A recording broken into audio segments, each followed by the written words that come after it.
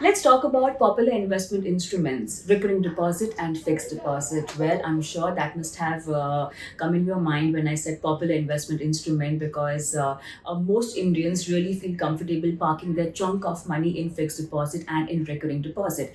Now, what happens is you need to know what kind of investor you are. If you are an investor who cannot take any kind of risk and who also want guaranteed returns and also safety of your principal amount, maybe these kind of investment instruments are right for you. But then you also have to know that there are more investment instruments that go beyond recurring deposit and fixed deposit and can also provide you safety of capital and also earn you more return in a longer period of time. But let's first understand what are the benefits and what kind of investor should actually invest in fixed deposit and recurring deposit. So if you are, as I said earlier, if you are someone who want to have who want to secure the capital investment that they have put in an investment instrument, then maybe you can opt for a fixed deposit or recurring deposit. If you are someone who wants guaranteed return and is not ready to take any risk, then maybe you can go for recurring deposit and fixed deposit. Now if you are someone who is really not concerned about the tax that you might incur on your interest income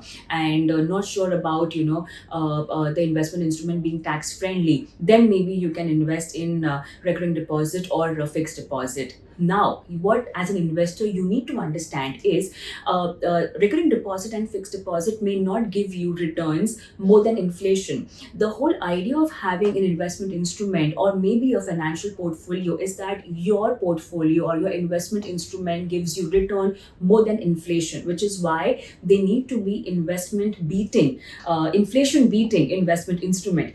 That's the logic behind having these kind of investment instruments in your portfolio. They all need to beat inflation. So if you're investing in recurring deposit or fixed deposit, you are getting a set amount of interest which may not beat inflation, and that is where you might land up losing in a longer term if at all you have tied up a certain goal with this kind of investment. So what you need to do is maybe also consider debt mutual funds which are tax friendly and for all kind of duration, for a certain amount of days to several years you have a time duration or time period to park in your money. So know the kind of investor you are, know your risk appetite, and accordingly you can take a call on investing in recurring deposit or fixed deposit.